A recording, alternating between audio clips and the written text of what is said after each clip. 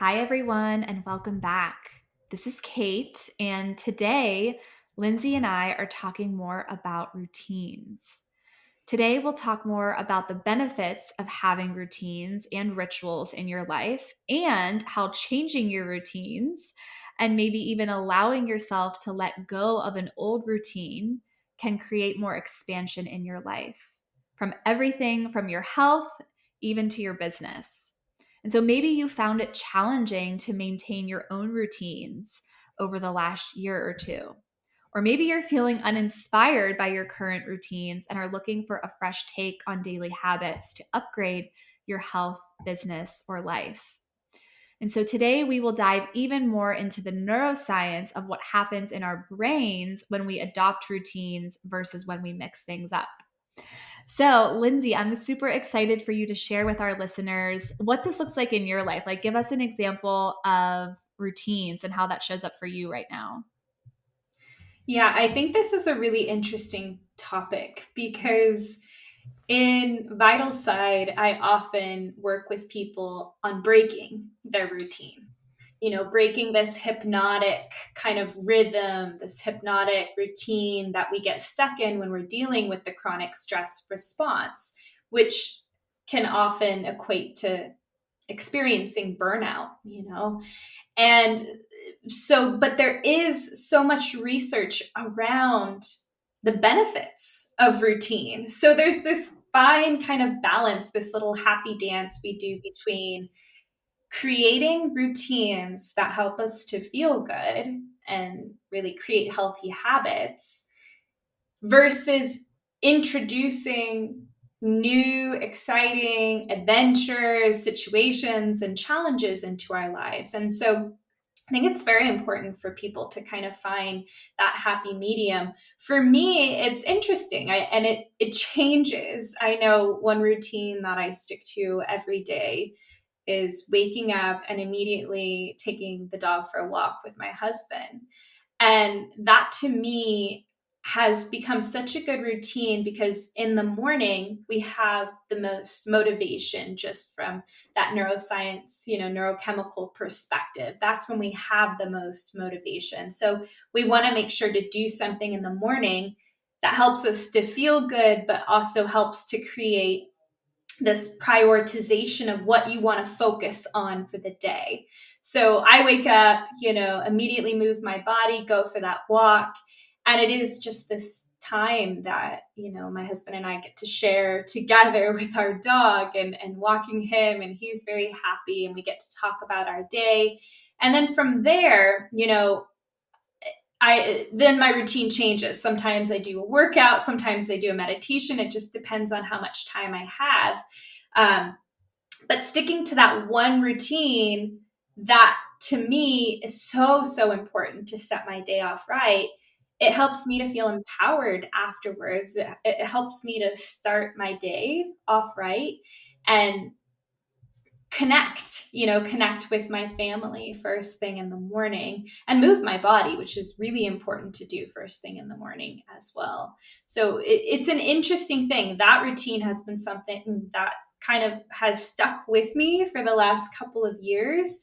And the thing about routines is you can switch them out, right? Like you can do the things that work and make you feel good and then understand that at some point, maybe those don't work for you for this time being. So that's just one that I've stuck to that I've really enjoyed.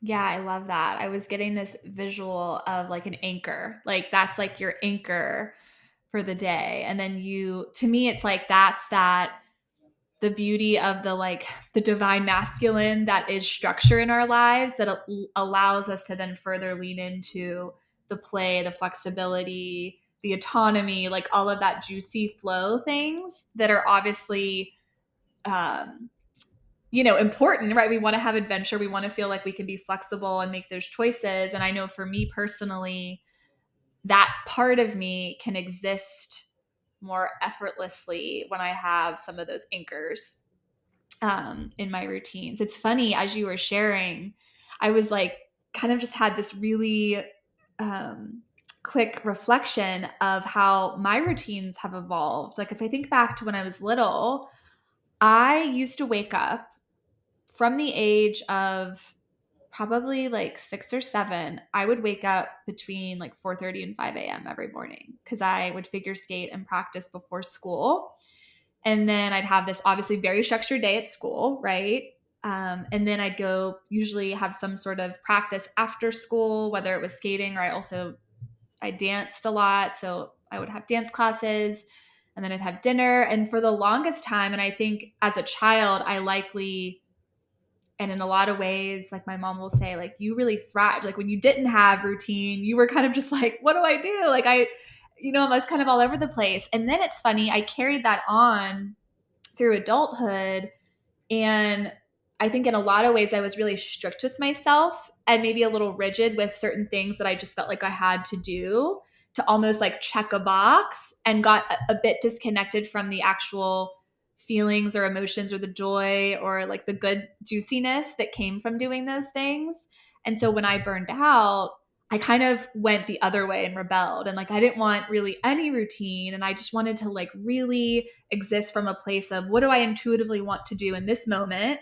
And I'm going to choose that versus having kind of something that's mapped out each day.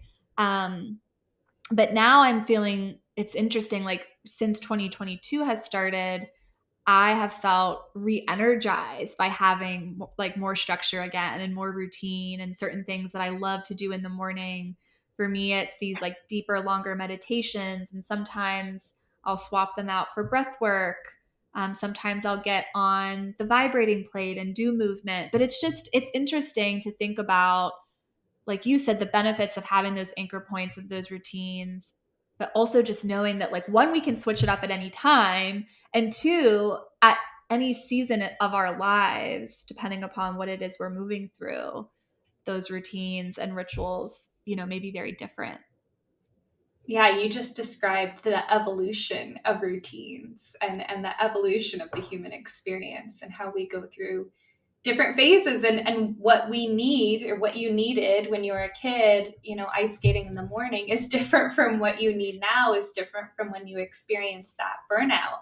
And I think, you bring up a good point of, okay, I was rigid on myself and maybe I had these certain routines that I stuck to that maybe were not healthy, right? That maybe were not working for you at the time. And so they presented with rigidity. So when we find that something is rigid, it often is because there's this imbalance between what we're prioritizing, what we're paying attention to, and what our true purpose is, what our core values are. Often it's those priorities aren't aligning with our core values. And so it feels inauthentic, right? And that can bring up that sense of rigidity. And it's an interesting thing to have your core values align with what you pay attention to throughout the day. So when you talk about burnout, it often comes in so many different ways. Like you can feel that sense of lack of motivation, like you described earlier, just like feeling uninspired in general. Maybe even checking out. Like this is a huge one, is checking out. So you may find yourself watching more reality TV, like feeling more lethargic, kind of not wanting to partake in different events that are maybe new. So this could be you kind of on the borderline of going into that burnout, or maybe even experiencing that chronic stress response, and checking out is like a way to kind of cope. It's a coping mechanism of dealing with where you're at right now, what's going on in the world. So it's important to have that sense of awareness. And then if you kind of recognize you reached that burnout, you're kind of stuck in that state of that chronic stress response. You have stress hormones that are kind of increasing, but then ultimately tapping out your own ability to produce that stress hormone. So then they may be depleted, things like cortisol and adrenaline. And then we have that burnout. And that's often when those chronic symptoms come into play, anxiety, fatigue, even chronic pain, and maybe we're given that diagnosis of a chronic condition. And often that is kind of the time to reevaluate, look around you and say, wait, these habits that I have need to change to align to what feels good to me now, to what is required of me, what I need. And often that looks like doing things differently. And that's where that kind of fine line of this balance between like stepping outside of your comfort zone and introducing new habits into your life can be really beneficial. And so often that's a time where I tell people jumble things up. Like, you don't have to change things drastically. Like, if you like to take a shower in the morning, take a shower in the night, or take a bath at night, right? Do things a little bit differently, eat at a different side of the table, use a different hand to brush your teeth. All of these like simple little changes to your habits can increase the malleability in your brain, and your brain starts to say, okay, I'm doing things differently, therefore I'm going to have different results.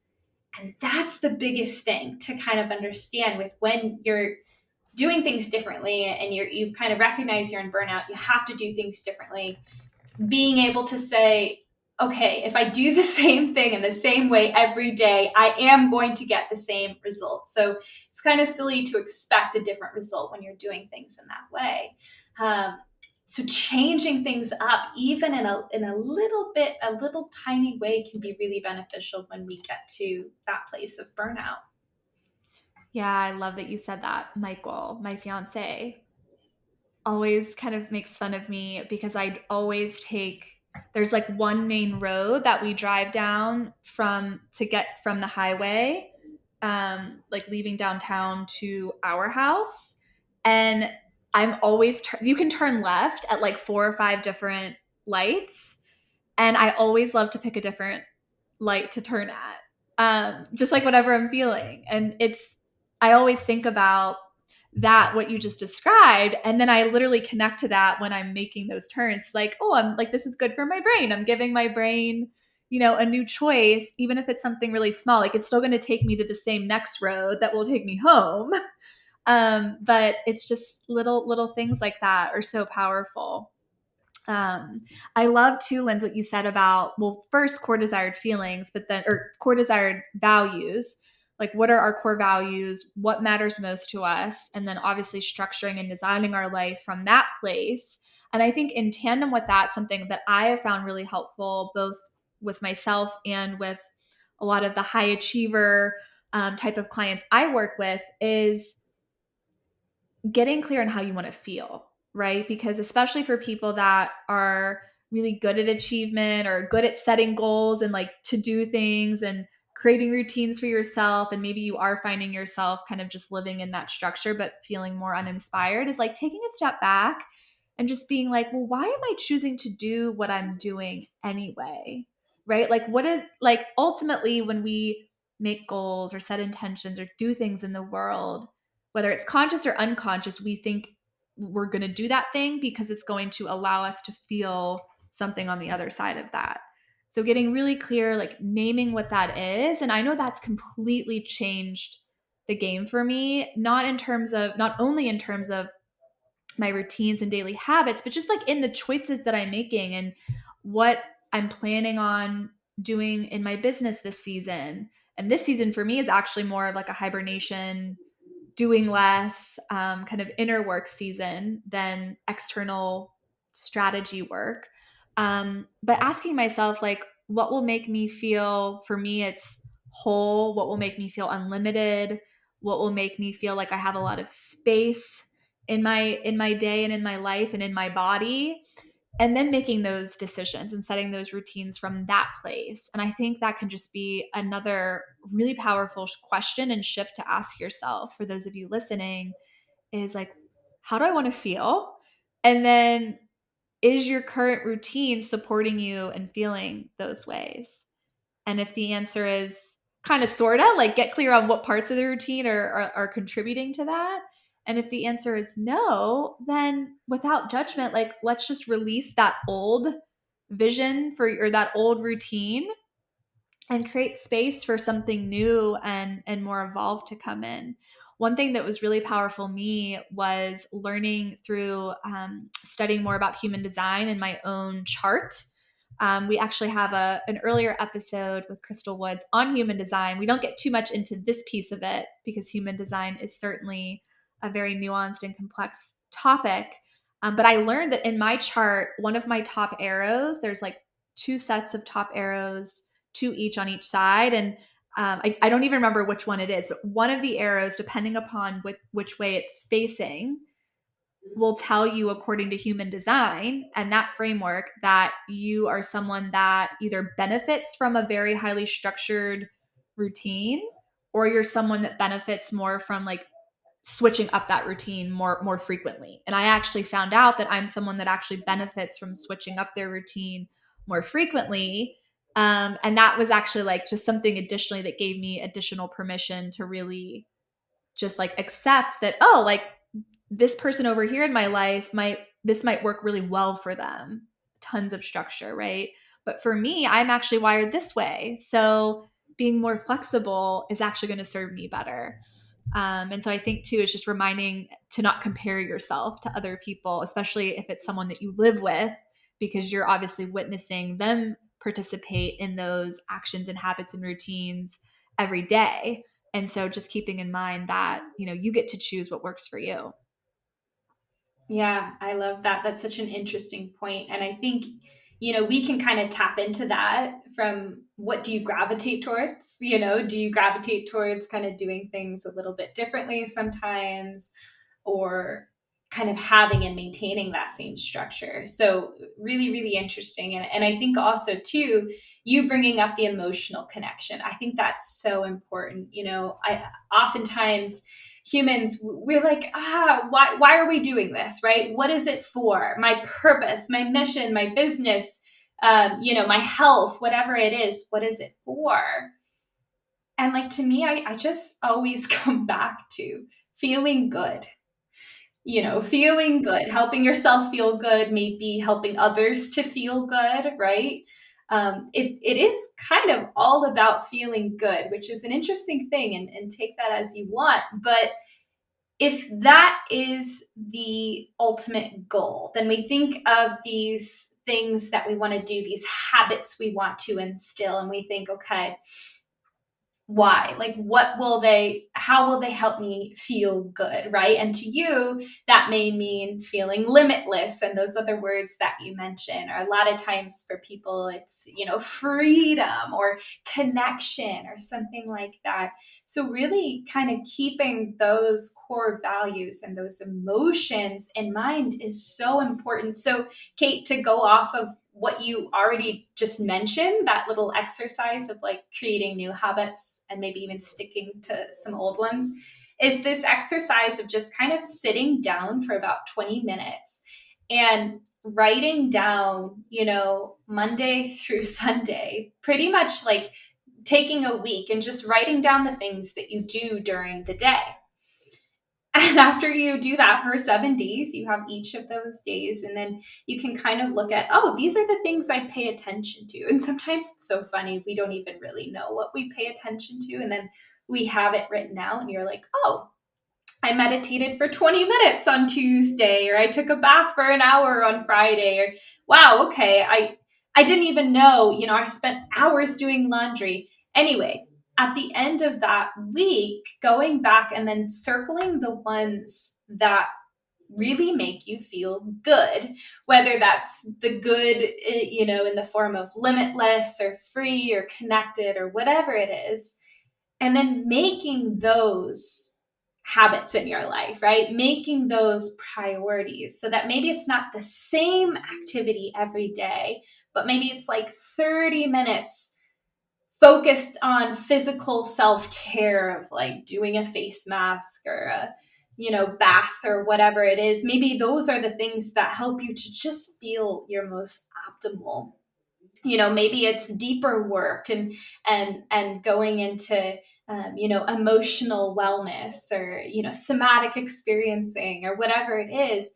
How can I do that and take a chunk of time to commit to doing that every single day? So circling the ones that feel good to you and making them a habit. And a couple just really great people in this habit formation world, Charles Duhigg and James Clear. And they are both authors of some really wonderful books that help people to kind of create habits, but also break habits that may be kind of holding you back.